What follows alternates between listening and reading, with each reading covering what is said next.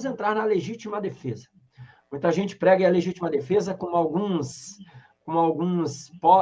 pilares que são, né, absolutos. Eu sempre digo, o que vai determinar a legítima defesa ou não vai ser o caso concreto, vai ser a análise subjetiva das autoridades. Tá? E eu sempre ouço aquelas perguntas, e aí é muito importante essa live para a galera poder entender. Doutor, o fato do indivíduo estar no meu quintal, se eu atirei, sempre será legítima defesa? Diga aí, doutor.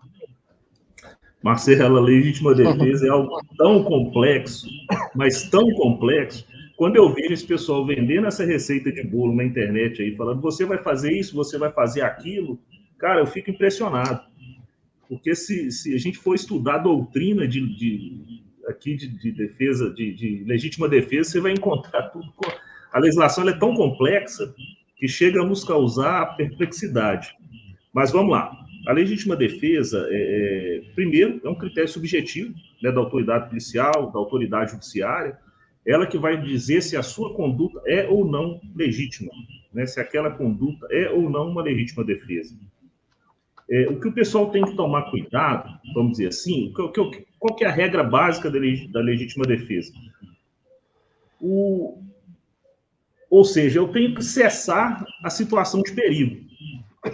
Se uma pessoa pulou o quintal da minha casa, eu estou armado, eu tenho a condição de neutralizá-lo de uma forma sem precisar efetuar um disparo. Por exemplo, eu estou protegido dentro da minha residência, eu consigo acionar a polícia militar, por exemplo, e estou ali com o meu armamento preparado, devidamente treinado, e se a situação se complicar, eu vou fazer o uso moderado da força? Eu consigo.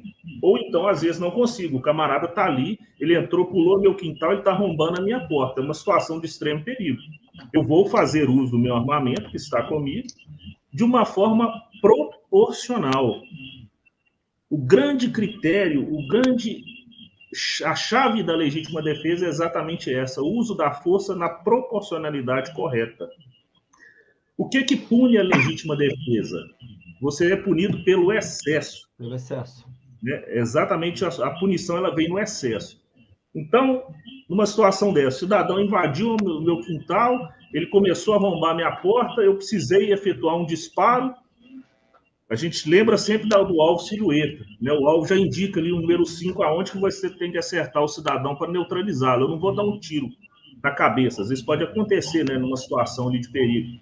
Mas eu dou um tiro ali no peito do cara, o cara caiu, eu consegui ali chutar a arma dele para o lado, eu consegui recolher o armamento dele se ele estiver armado, vou acionar a polícia militar, acabou, resolvi a situação com um tiro. Nós vimos uma situação, salvo engano, anteontem, de uma situação aqui em Unai, que é no interior de Minas Gerais, que foi uma situação dessa. O cidadão invadiu um comércio para roubar. O dono do comércio, ele não é CAC, mas ele tinha a posse de arma da Polícia Federal, dentro da legalidade, estava com CRAF, tudo certinho, né, dentro da legalidade, estava no comércio dele, que ele é o titular, tudo sem problema. Ele reagiu àquela situação, atirou no cidadão. Só que enquanto o cidadão estava no chão, o outro veio, recolheu a arma, ele foi lá e deu mais 2 na cabeça do cara. É uma situação de legítima defesa, a princípio até era. Enquanto ele neutralizou, a legítima defesa cessou ali. Depois, à medida que ele foi lá e deu mais 2, ou seja, eu vou conferir se esse cara realmente morreu, eu me excedi. Eu vou ser punido pelo aquele excesso. Então, a legítima defesa é sempre um ato subjetivo, né?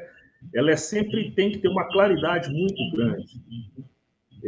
Então, tomar cuidado com essas receitas de bolo aí da internet. Eu vi aqui o meu amigo Gessilei, meu vizinho, que me perguntou aqui se ele estiver indo para o clube e for abordado, né, tiver uma situação ali de assalto, eu posso reagir? Posso. O Marcelo falou isso.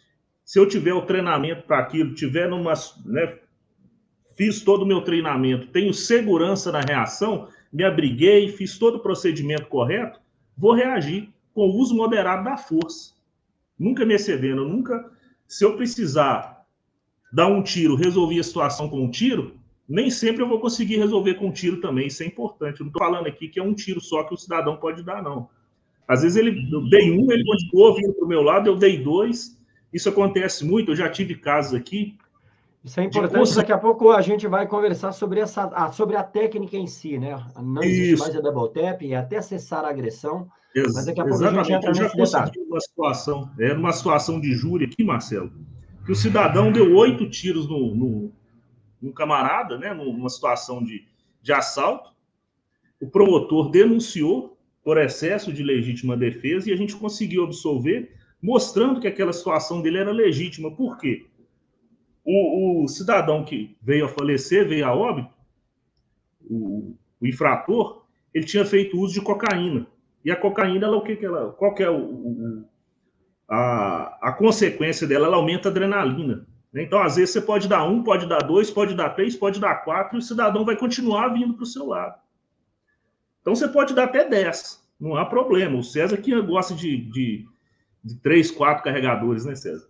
Então, você pode dar até 3, né, 10 tiros no camarada. Se ele continuou vindo, a situação de perigo se manteve, não há problema. A legítima defesa vai se consumar com 10 tiros. Mas sempre lembrar, nunca o excesso. O cidadão está lá no chão, eu vou chegar e dar 2 tiros. Essa expressão é muito importante, tá? Às vezes, 1 tiro não configura a legítima defesa, e às vezes 10 tiros configuram a legítima defesa. Exatamente. A questão é o risco eminente. É estar acontecendo ou está prestes a acontecer, e você usar para salvar a sua vida. Voltando aqui ao exemplo do quintal que o senhor disse, você está lá na sua sacada, o indivíduo pulou o quintal. Vamos imaginar, né, hipotético. Você está protegido, casa trancada, arma em QAP. Ele não está oferecendo um risco imediato. Então, não há por que, nesse momento, se você tem condição, não há por que neutralizar o indivíduo se você tem outras formas de se defender. O indivíduo está vindo para cima. Você tem a clara impressão de que está em risco a sua vida. Haja até cessar a agressão, com 1 tiro ou com 10 tiros. A doutrina do double tap caiu há muito tempo.